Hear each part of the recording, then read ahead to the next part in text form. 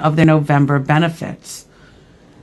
According to Trump, he is not going to allow the USDA to now do that. Trump shared on Truth Social he won't give any SNAP benefits until the radical left Democrats reopen the government.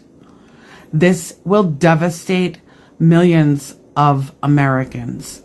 This is unbelievable and unprecedented by a president of the United States. Trump also said in his Truth Social post that SNAP benefits were handed to anyone for asking, not just for those in need. That's a quote, which is a complete lie.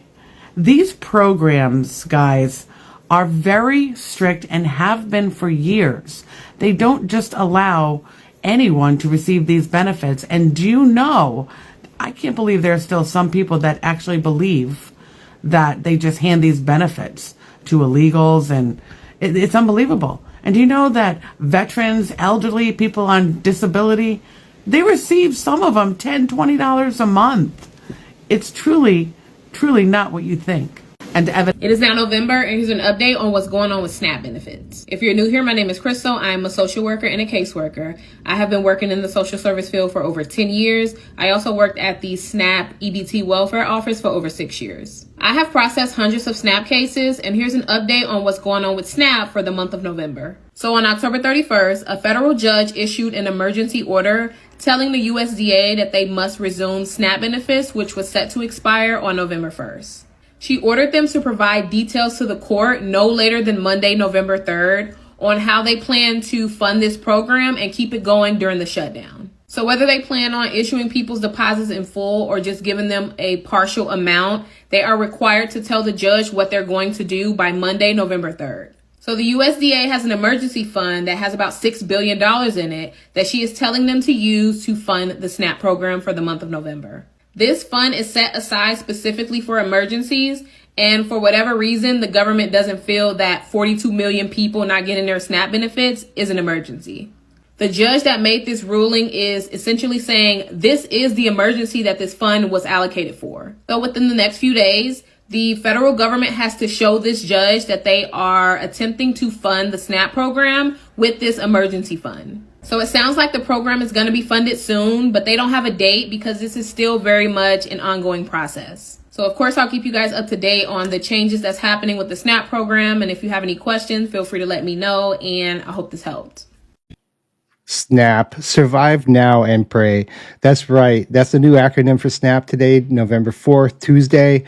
And what's coming out now is Trump is saying that they are not going to pay out the SNAP benefits until the Democrats open up the government. So on top of that, the thing that I've been kind of wondering the most about is what's going to come from all this exposure to the SNAP system.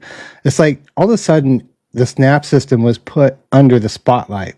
And what we saw was a bunch of social media stuff where people were basically threatening to steal groceries, walk out of the stores without paying, and all kinds of fun stuff. So, but this is also exposing a level of corruption and fraud and misuse, and people selling their SNAP benefits, people who are just basically benefiting off of the system that could rightfully work and do other things.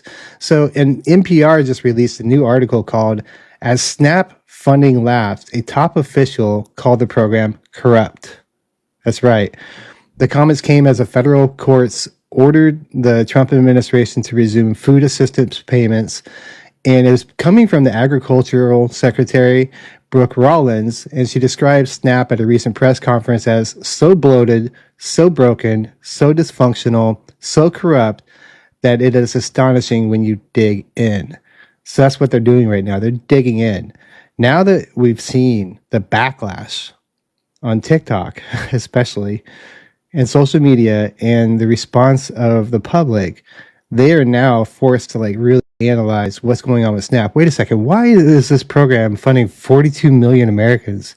How many families? I seen this TikTok video of a guy who did the math on a Nigerian family that was living here under a polygamy-based relationship status, had multiple wives, and their intention was to have multiple kids, to each kid and each wife get SNAP benefits, and they're living in these mansions of houses with multiple wives and 20 or 30 kids in this house.